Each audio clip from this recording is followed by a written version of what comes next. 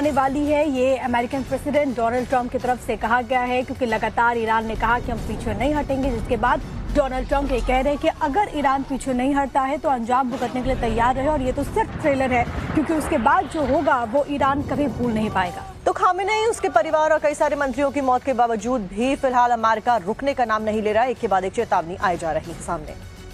Right from the beginning, we projected 4 to 5 weeks, but we have capability to go far longer than that. We'll do it. Whatever somebody said today, they said, oh, well, the president wants to do it really quickly. After that, he'll get bored. I don't get bored. There's nothing boring about this. Do you agree with that, Pete? I don't think there's anything, Mr. General. I think there's nothing boring about it. Somebody actually said from the media, I think he'll get bored after about a week or two. No, we don't get bored. I never get bored. If I got bored, I wouldn't be standing here right now. I guarantee you that, to go through what I had to go through. We also projected 4 weeks to terminate the military leadership, and as you know, that was done in about an hour, so we're ahead of schedule there by a lot. और Iran से लगातार युद्ध के बीच Israel ने खुला मोर्चा एक और तरफ खोल दिया है। जी हां, साउथ लेबनान में इजराइल की तरफ से हमला किया गया। तो इजराइल से तस्वीरें सामने आई हैं। साउथ लेबनान में हमले के बाद में क्या कुछ होता हुआ नजर आया, आपको बता दें कि तस्वीरों में देखा जा सकता है कि इजराइल के हमले में कई सारी जो इमारतें हैं वो डिस्ट्रॉय हो गई, उसमें से धुआं निकलता हुआ नजर आया। तो इस वक्त मिडिल ईस्ट में भयंकर तबाही के निशाने पर सिर्फ एक दो मुल्क नहीं है, बल्कि पूरा का पूरा मिडिल ईस्ट इस वक्त बारूद के ढेर पर जैसे बैठा हो। इजराइल ने लेबनान पर जबरदस्त हमला बोला है। जो तस्वीरें सामने आई हैं वो डरा देने वाली है। सबके मन में सवाल है कि गतिरोध कहां जाकर थमेगा। ना इजराइल, ना ईरान, ना अमेरिका कोई पीछे हटने को तैयार नहीं। तो अटैक की दहशत ऐसी है कि इजराइल के हमले की वजह से लोग डर से शहर छोड़कर जाने को मजबूर हो गए हैं।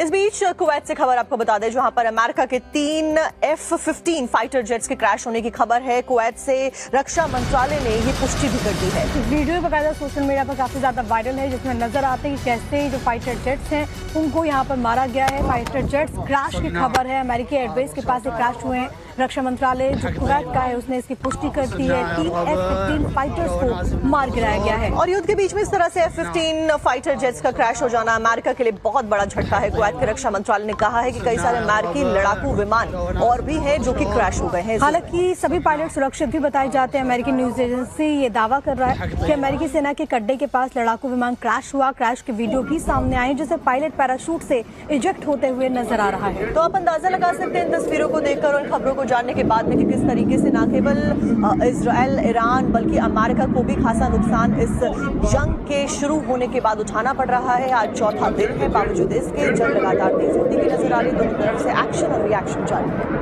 आगे F-15 फाइटर जेट्स, आपको हमने ये भी बताया था कि मिडिल ईस्ट में इससे पहले ही, यानी कि इस युद्ध के शुरू होने से पहले ही अमेरिका ने काफ़ी ज़्यादा इसकी तैनाती बढ़ा दी थी। लेकिन वो तमाम देश जहाँ पर अमेरिकी मिलिट्री इंस्टॉलमेंट है, एयरबेस है, वहाँ पर भी अब अटैक लगातार जारी है।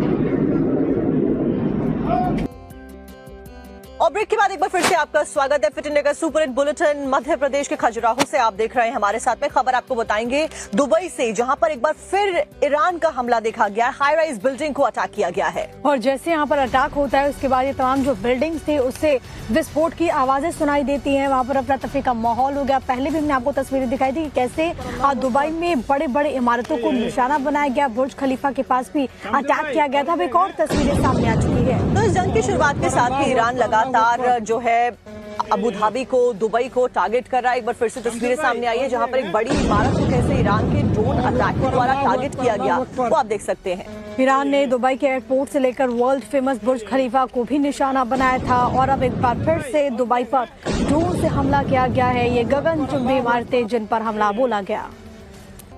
और इजराइल ईरान जंग से जुड़ी हुई एक और बड़ी खबर सामने आ रही है। इजराइल ने ईरान के इरबिल पर बड़ा हमला बोला है। तो इजरायली डिफेंस फोर्सेस के द्वारा ये हमला बोला गया है। भारी तबाही देखी जा रही है। लगातार इजराइल भी ताबड़तोड़ अटैक्स करने में आगे नजर आ रहा है। 550 से ज्यादा लोगों की इस बीच मौत की जानकारी है। ईरान के कई बड़े शहर जो कि इस वक्त इजराइल के निशाने पर हैं, चाहे तेहरान हो, चाहे दूसरा इलाका हो। हमने आपको तस्वीरें अलग अलग शहरों से भी दिखाई थी। और अब देखिए इरबिल में यहाँ पर बड़े मिसाइल अटैक यहाँ पर इसराइल की तरफ से किए गए हैं। एक तरफ ईरान भी बदला लेने की ठान चुका है, लेकिन दूसरी तरफ ये जो हमले हैं वो भी थमने का नाम नहीं ले रहे इसराइल की तरफ से, अमेरिका की तरफ से। खबर अब आपको ईरान से बताएंगे, अपडेट वॉर से जुड़ा हुआ, जहां पर ईरान की जो राजधानी है तेहरान, वहां पर बड़े अटैक्स किए गए हैं। इजराइल के द्वारा एक के बाद एक ताबड़तोड़ बम बरसाए गए हैं, मिसाइल अटैक किए गए हैं और कई वहां पर जो इमारतें हैं, वहां पर जो मिलिट्री इंस्टॉलमेंट है उसको निशाना बनाया गया है। मिनट दर मिनट वहां पर जो जंग की तस्वीरें हैं वो सामने आ रही। तेहरान में ताबड़तोड़ बम वर्षा इजरायली डिफेंस फोर्स की तरफ से, और इस बम वर्षा के बाद में पूरा तेहरान धुआं हो चुका है। ये धमाके लगातार यूं ही जारी हैं। इजराइल के फाइटर्स जेट्स बर्बादी बनकर ईरान के आसमान में कैसे मंडरा रहे हैं, ये आप समझ सकते हैं। तो इस वक्त हालात बेहद ज्यादा तनावपूर्ण बने हुए हैं। पूरे मिडिल ईस्ट में इस वक्त घमासान छिड़ा हुआ है।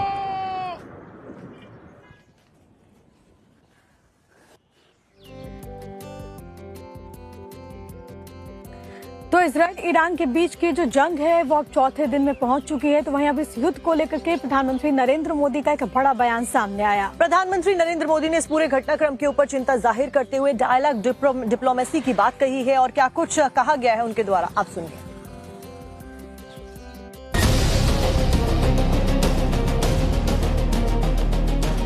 प्रधानमंत्री नरेंद्र मोदी ने कनाडा के पीएम मार्क कार्नी के साथ संयुक्त प्रेस कॉन्फ्रेंस में इजराइल और ईरान के बीच छिड़ी जंग पर चिंता जताई। विश्व में चल रहे अनेक तनावों को लेकर भारत की सोच स्पष्ट ही है। हमने सदैव शांति और स्थिरता बनाए रखने का आह्वान किया है, और जब दो लोकतंत्र साथ खड़े होते हैं तो शांति की आवाज और भी सशक्त हो जाती है। पीएम मोदी ने साझा बयान के दौरान ईरान और इजराइल का नाम लेकर तो जिक्र नहीं किया, लेकिन वेस्ट एशिया में उपजे हालात पर भारत का स्टैंड जरूर क्लियर कर दिया। पश्चिम एशिया की वर्तमान स्थिति हमारे लिए गहरी चिंता का विषय है। भारत डायलॉग और डिप्लोमेसी के माध्यम से सभी विवादों का समाधान का समर्थन करता है। इस क्षेत्र में मौजूद सभी भारतीय नागरिकों की सुरक्षा के लिए हम सभी देशों के साथ मिलकर काम करते रहेंगे। प्रधानमंत्री नरेंद्र मोदी का यह बयान कनाडा के पीएम के भारत दौरे के दौरान आया है। पीएम मोदी ने इससे पहले 2 अहम टेलीफोन वार्ताएं की हैं, जिसमें उन्होंने बहरीन के राजा हमद बिन ईसा अल खलीफा और सऊदी अरब के युवराज और प्रधानमंत्री मोहम्मद बिन सलमान से भी बात की है, जिसमें पीएम मोदी ने दोनों देशों पर हुए हमलों की निंदा की और दोनों देशों में रहने वाले भारतीय समुदाय की सुरक्षा की पूरी जानकारी भी ली।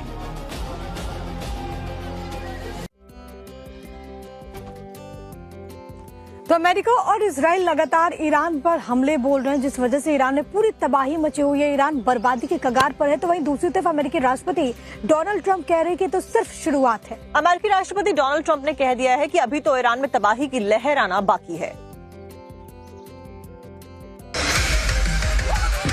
अमेरिका और इजराइल ने पहले ही हमले में ईरान के सुप्रीम लीडर समेत कई बड़े अधिकारियों की हत्या कर दी है।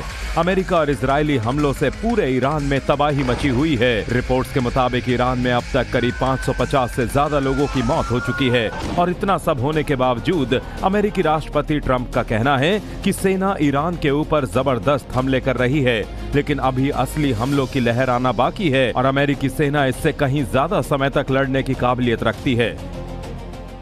Right from the beginning, we projected 4 to 5 weeks, but we have capability to go far longer than that. We'll do it. Whatever somebody said today, they said, oh, well, the president wants to do it really quickly. After that, he'll get bored. I don't get bored.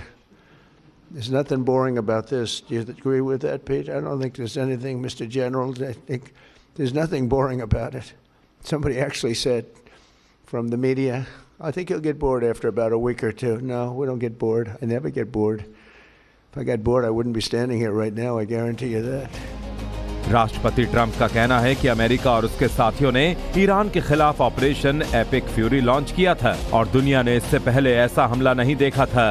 Ayatollah Khamenei मारा जा चुका है, जिसके बाद Iran की Islamic सत्ता के खूनी इतिहास का अध्याय समाप्त हुआ। साथ ही उन्होंने ये भी कहा कि हमने ईरान की मिलिट्री लीडरशिप का खात्मा करने के लिए 4 हफ्ते का अंदाजा लगाया था, लेकिन हमने इसे महज 1 घंटे में ही कर दिखाया, इसलिए हम तय समय से बहुत आगे चल रहे हैं। We also projected 4 weeks to terminate the military leadership, and as you know, that was done in about an hour, so we're ahead of schedule there by a lot. साथ ही ट्रंप ने इस दौरान ईरान पर किए गए अमेरिकी हमलों को जायज भी ठहराया और कहा कि ईरान न्यूक्लियर प्रोग्राम बंद करने के लिए नहीं मान रहा था और बहुत तेजी के साथ इस काम में लगा हुआ था। अगर हम हमला नहीं करते तो वो दिन दूर नहीं था जब ईरान के पास अमेरिका तक मार करने वाली मिसाइलों का जखीरा होता।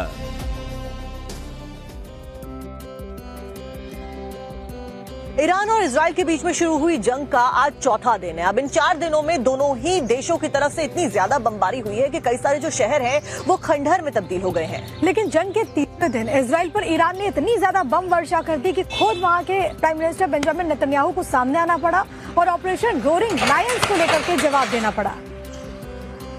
पिछले 3 दिनों में ईरान के आसमान ने बारूद की वो बारिश देखी जिसने दशकों पुराने साम्राज्य की नींव हिला दी। इजरायली वायुसेना के कई लड़ाकू विमानों ने ऑपरेशन रोरिंग लायन के तहत तेहरान की किलेबंदी को तिनके की तरह बिखेर दिया। इस हमले में ईरान के सुप्रीम लीडर अली खामेनेई की मौत हो गई। ये सिर्फ एक हमला नहीं बल्कि एक सर्जिकल डिकैपिटेशन था, जिसमें एक ही झटके में ईरान के रक्षा मंत्री और IRGC चीफ समेत 7 बड़े सूरमाओं का अस्तित्व मिटा दिया गया। ईरान की राजधानी तेहरान के अलावा कौम, हाइफा, खोरमाबाद और इस्फहान पर भी मिसाइलें दागी गईं। अमेरिका और इजराइल ने ईरान सरकार के कई दफ्तरों पर भी बम गिराकर उन्हें तबाह कर दिया। हालांकि इन हमलों के बावजूद ईरान बैकफुट पर नहीं आया और उसने भी कुवैत, UAE, बहरीन समेत 8 से 9 उन खाड़ी देशों पर हमला किया जहां अमेरिकी बेस हैं। ईरान के इन हमलों में अमेरिका को भी भारी नुकसान होने का अनुमान लगाया जा रहा है, लेकिन ईरान ने सबसे ज्यादा नुकसान पहुंचाया है इजराइल को। जवाबी पलटवार में ईरान ने इजराइल के शहरों पर इतनी मिसाइलें दागी और इतने बम बरसाए कि इजराइल के तेल अवीव, यरूशलम और बेत शेमेश जैसे कई शहर खंडर नुमा हो गए। ईरान की ओर से दागी गई बैलिस्टिक मिसाइलों ने इजराइल के रिहायशी इलाकों को निशाना बनाया। ताजा हमले में इजराइल के बेत शेमेश शहर के एक रिहायशी इलाके पर मिसाइल गिरी है, जिससे वहां भारी तबाही हुई है। 9 लोगों की मौत हो गई और 20 लोग घायल हो गए। इस बीच इजरायली प्रधानमंत्री के दफ्तर को उड़ाने के ईरान के दावे के बाद अब बेंजामिन नेतन्याहू सामने आए हैं।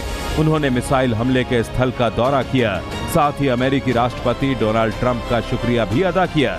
इस दौरान नेतन्याहू ने ईरान पर हुए ऑपरेशन रोरिंग लायन को जायज ठहराया और कहा कि ईरान पर हमले जारी रहेंगे। משטר הטרור יורה על אזרחים ואנחנו יורים על משטר הטרור כדי להגן על אזרחים. זה הבדל עצום. זה חושף את הברבריות שלהם. וכשאמרתי ברבריות אמרתי, ואני מזהיר כבר הרבה שנים, שמאיימים לא רק על ישראל וקוראים לא רק מוות לישראל ומוות לאמריקה. הם מאיימים על כל עמי האזור. הם ירו אתמול על חלק גדול ממדינות האזור. आपको बता दें कि ईरान ने दावा किया था कि उसने 2 मार्च को इजरायली प्रधानमंत्री नेतन्याहू के ऑफिस पर हमला किया है। ईरानी इस्लामिक रिवॉल्यूशनरी गार्ड कॉर्प्स यानी IRGC ने यह तक कह दिया कि उसकी ओर से इजरायली PM के ऑफिस को निशाना बनाने के साथ साथ इजरायली वायुसेना के कमांडर की मौजूदगी वाली जगह पर भी हमला किया गया।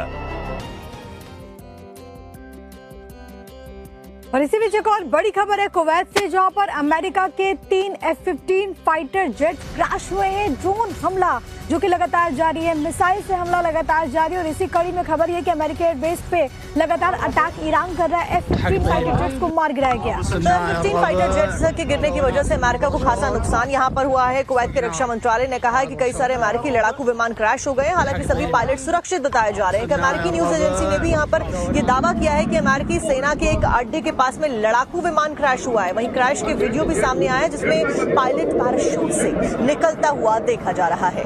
तो तस्वीरें जो सामने आई हैं वो ये बताती है कि ये युद्ध कितना विध्वंसक हो चला है। कुवैत में अमेरिका के 3 F-15 फाइटर जेट्स जो कि क्रैश हुए हैं, और सबसे बड़ी बात है कि ये जो विमान क्रैश हुए हैं वो अमेरिकी एयरबेस के पास हुए हैं। और इजराइल ईरान की जंग से जुड़ी हुई बड़ी खबर यह है कि भारतीय जो इस वक्त फंसे हुए उनको निकालने के लिए भारत ने तैयारियां तेज कर दी है। तो कई सारे जो रेस्क्यू फ्लीट्स हैं उनको रवाना किया जाना है। जानकारी के मुताबिक आज से जेद्दा से भारत के लिए 10 स्पेशल फ्लाइट्स रवाना की जाएंगी जिसमें इंजन को रेस्क्यू करके वापस भारत में भेजा जाएगा। हजारों हजार की तादाद में वो तमाम भारतीय जो कि इस वक्त इन तमाम देशों में फंसे हुए हैं जहां पर युद्ध के हालात बने हुए हैं, उनको निकालने के लिए जेद्दा से भारत के लिए 10 स्पेशल रिलीफ ऑपरेशन की योजना है। भारत के कॉन्सुलेट जनरल से संपर्क में एयरलाइंस हैं।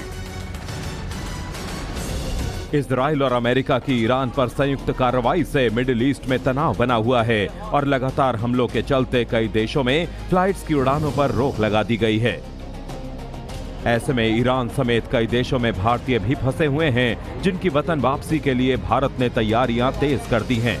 दरअसल सिविल एविएशन मंत्रालय का कहना है कि इंडिगो ने फंसे हुए यात्रियों की वापसी को आसान बनाने के लिए आज से जेद्दा से भारत के लिए 10 स्पेशल फ्लाइट्स के जरिए रिलीफ ऑपरेशन की योजना बनाई है। हालांकि ये फैसला जरूरी मंजूरी और मौजूदा एयर स्पेस की स्थितियों पर निर्भर करेगा।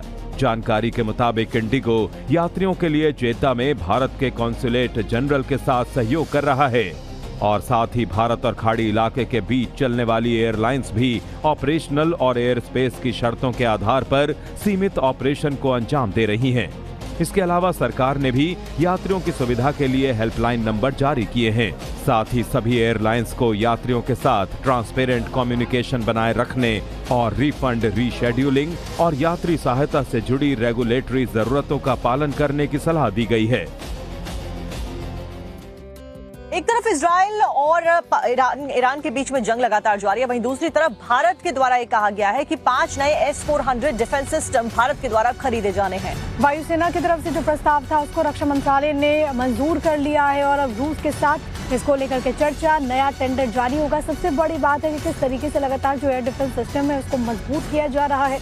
अभी जो हालात ग्लोबली बने हुए हैं उसको देखते हुए भारत सरकार ने भी ये कदम उठा लिया है और सबसे बड़ी बात है इसको लेकर के चर्चा इस वक्त जोरों पर है। और देखिए, इससे पहले भी भारत के द्वारा S-400 को लेकर डील की जा चुकी है। एक बार फिर से भारत के द्वारा ये बड़ा एयर डिफेंस सिस्टम खरीदा जाएगा ताकि जितनी भी मिसाइल हैं उनको इंटरसेप्ट करके आसमान में ही ध्वस्त किया जा सके और एक बड़ी उपलब्धि भारत के लिए होने वाली है। तो इस एयर डिफेंस सिस्टम के बारे में आपने ऑपरेशन सिंदूर के दरमियान भी अब बहुत सुना होगा, लेकिन अब जो बड़ी योजना है, वायुसेना ने दरअसल एक प्रस्ताव बनाया जिसको रक्षा मंत्रालय ने मंजूर कर दिया। इजराइल ईरान के जंग के बीच भारत ने हवाई ताकत को और मजबूत बनाने के लिए बड़ा फैसला लिया है। एक न्यूज एजेंसी के मुताबिक भारत रूस से S-400 Sudarshan air defence missile system के 5 और स्क्वाड्रन खरीदने की दिशा में तेजी से आगे बढ़ रहा है और रक्षा मंत्रालय जल्द ही भारतीय वायुसेना के उस प्रस्ताव को मंजूरी देगा जिसमें रूसी एयर डिफेंस मिसाइल सिस्टम के 5 और स्क्वाड्रन खरीदने की बात कही गई है। इसको लेकर रूसी पक्ष के साथ चर्चा जारी है और जल्द ही एक नया टेंडर जारी किया जाएगा। बताया जा रहा है कि इन्हें पूर्वी और पश्चिमी दोनों फ्रंट पर तैनात किया जाएगा। ऑपरेशन सिंदूर के दौरान ही भारतीय वायुसेना के S-400 एयर डिफेंस सिस्टम ने पाकिस्तान के अंदर 300 किलोमीटर से ज्यादा दूरी पर 5 से 6 पाकिस्तानी फाइटर एयरक्राफ्ट और एक जासूसी प्लेन को मार गिराया था। भारतीय वायुसेना ने इसे गेम चेंजर कहा है। वायुसेना अपनी एयर डिफेंस क्षमताओं को और मजबूत करने के लिए बड़ी संख्या में मिसाइलें खरीदने पर भी विचार कर रही है। भारत और रूस ने 2018 में S-400 air defence missile system के 5 स्क्वाड्रन खरीदने के लिए एक डील साइन की थी। भारत भी अपनी इन्वेंट्री में और S-400 स्क्वाड्रन जोड़ने पर विचार कर रहा है और रूस से मिसाइल सिस्टम के बाकी 2 स्क्वाड्रन सप्लाई करने के लिए कहा है, जिनमें से 3 पहले ही शामिल और ऑपरेशनल हो चुके हैं। भारतीय रक्षा अनुसंधान एवं विकास संगठन यानी DRDO भी मशहूर प्रोजेक्ट कुशा के तहत अपना खुद का लंबी दूरी का एयर डिफेंस सिस्टम डेवलप करने की दिशा में काम कर रहा है ताकि सामरिक रूप से इस क्षेत्र में भारत को आत्मनिर्भर बनाया जा सके। और इस जंग के हालात के बीच पाकिस्तान की बात कर लेते हैं, क्योंकि पाकिस्तान को डर सता रहा है कि भारत एक बार फिर से उस पर हमला न कर दे, जिसकी वजह से वो बातचीत की बात अब करने लगा है। वही राष्ट्रपति जरदारी ने एक बार फिर से गीदड़ भभकी जंग को लेकर दे दी है। एक तरफ पाकिस्तान अफगानिस्तान के साथ में लगातार जंग के मैदान में मार खाता हुआ नजर आ रहा है, वहीं दूसरी तरफ भारत से भी एक बार फिर से पंगा लेने की कोशिश उसके द्वारा की जा रही है। सबसे अहम यह भी हो जाता है कि पाकिस्तान, जो कि इस वक्त आप देखिए कई फ्रंट पर किस तरीके से बैकफुट पर है, चाहे वो अफगानिस्तान के साथ हो, चाहे वो बलूचिस्तान में जो हालात बने हुए हैं जहां पर BLO लगातार BLA की तरफ से पाकिस्तानी आर्मी को टारगेट किया जा रहा है, तो वहीं दूसरी तरफ पाकिस्तान को डर सता रहा है कि कहीं भारत भी उस पर हमला न कर दे।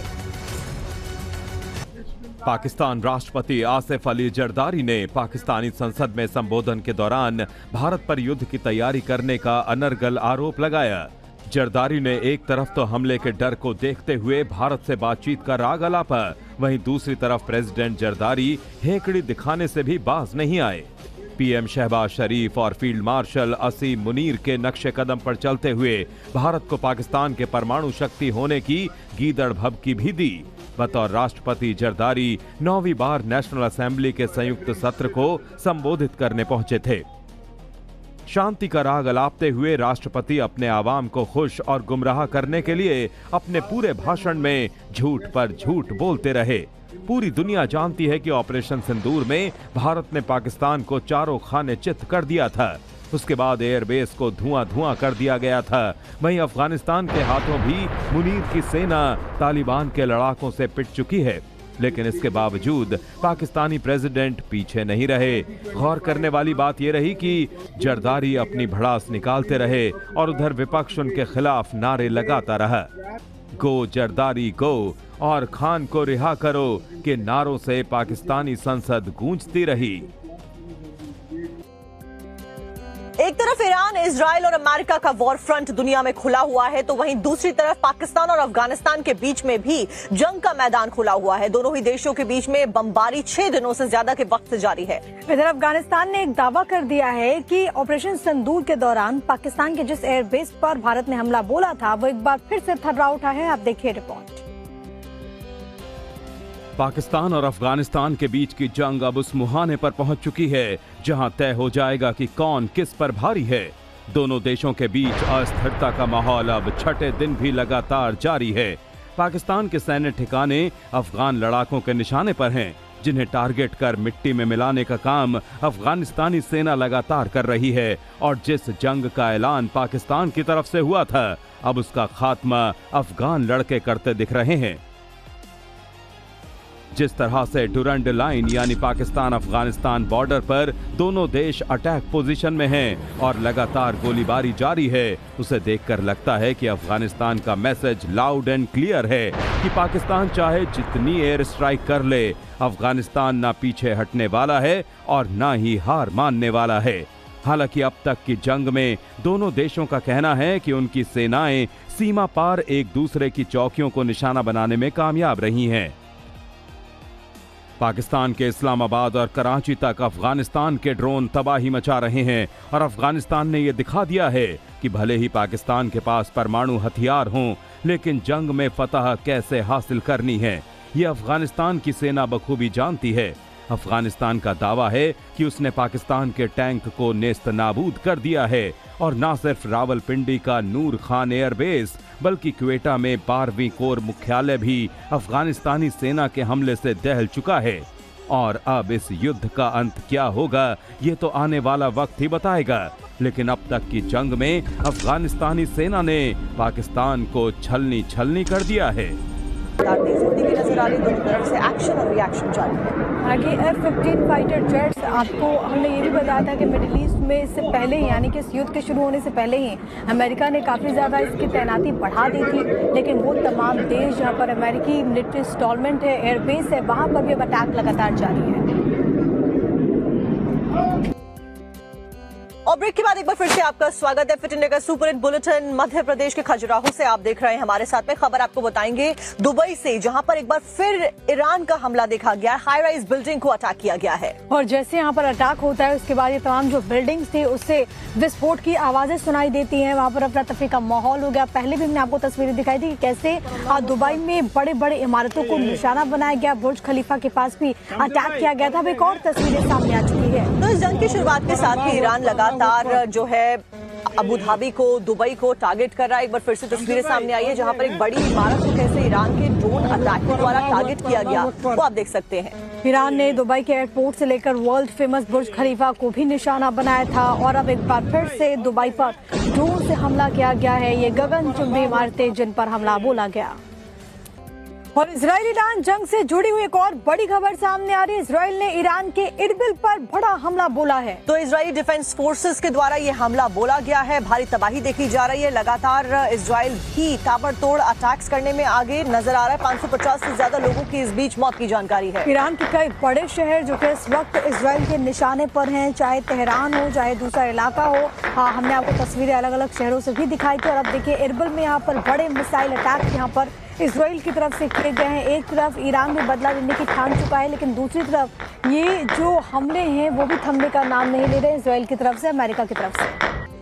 खबर अब आपको ईरान से बताएंगे। अपडेट वॉर से जुड़ा हुआ, जहां पर ईरान की जो राजधानी है तेहरान, वहां पर बड़े अटैक्स किए गए हैं। इजराइल के द्वारा एक के बाद एक ताबड़तोड़ बम बरसाए गए हैं, मिसाइल अटैक किए गए हैं और कई वहां पर जो इमारतें हैं, वहां पर जो मिलिट्री इंस्टॉलमेंट है उसको निशाना बनाया गया है। मिनट दर मिनट वहां पर जो जंग की तस्वीरें हैं वो सामने आ रही। तेहरान में ताबड़तोड़ बम वर्षा इजरायली डिफेंस फोर्स की तरफ से, और इस बम वर्षा के बाद में पूरा तेहरान धुआं धुआं हो चुका है। ये धमाके लगातार यूं ही जारी हैं। इजराइल के फाइटर्स जेट्स बर्बादी बनकर ईरान के आसमान में कैसे मंडरा रहे हैं आप समझ सकते हैं। तो इस वक्त हालात बेहद ज्यादा तनावपूर्ण बने हुए। पूरे मिडिल ईस्ट में इस वक्त घमासान छिड़ा हुआ है।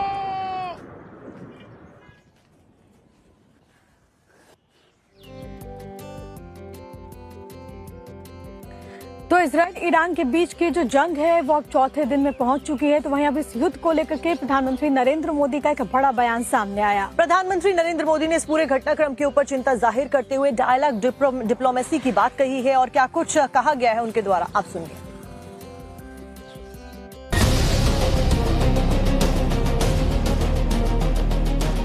प्रधानमंत्री नरेंद्र मोदी ने कनाडा के पीएम मार्क कार्नी के साथ संयुक्त प्रेस कॉन्फ्रेंस में इजराइल और ईरान के बीच छिड़ी जंग पर चिंता जताई। विश्व में चल रहे अनेक तनावों को लेकर भारत की सोच स्पष्ट ही है। हमने सदैव शांति और स्थिरता बनाए रखने का आह्वान किया है। और जब दो लोकतंत्र साथ खड़े होते हैं तो शांति की आवाज और भी सशक्त हो जाती है। पीएम मोदी ने साझा बयान के दौरान ईरान और इजराइल का नाम लेकर तो जिक्र नहीं किया, लेकिन वेस्ट एशिया में उपजे हालात पर भारत का स्टैंड जरूर क्लियर कर दिया।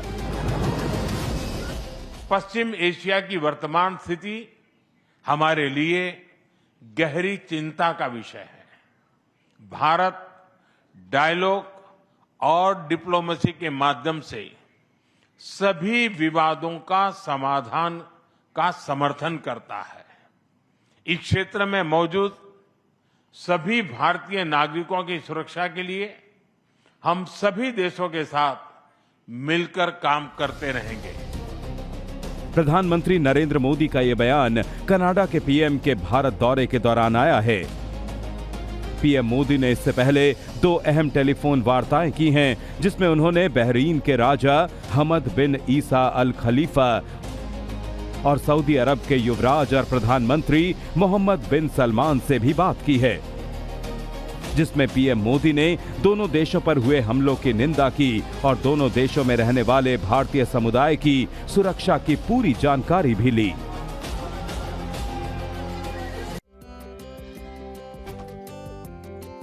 तो अमेरिका और इजराइल लगातार ईरान पर हमले बोल रहे हैं, जिस वजह से ईरान में पूरी तबाही मची हुई है। ईरान बर्बादी के कगार पर है। तो वहीं दूसरी तरफ अमेरिकी राष्ट्रपति डोनाल्ड ट्रंप कह रहे हैं कि तो सिर्फ शुरुआत है। अमेरिकी राष्ट्रपति डोनाल्ड ट्रंप ने कह दिया है कि अभी तो ईरान में तबाही की लहर आना बाकी है।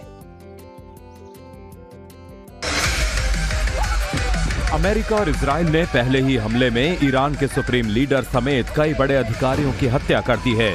अमेरिका और इजरायली हमलों से पूरे ईरान में तबाही मची हुई है। रिपोर्ट्स के मुताबिक ईरान में अब तक करीब 550 से ज्यादा लोगों की मौत हो चुकी है। और इतना सब होने के बावजूद अमेरिकी राष्ट्रपति ट्रंप का कहना है कि सेना ईरान के ऊपर जबरदस्त हमले कर रही है, लेकिन अभी असली हमलों की लहर आना बाकी है और अमेरिकी सेना इससे कहीं ज्यादा समय तक लड़ने की काबिलियत रखती है।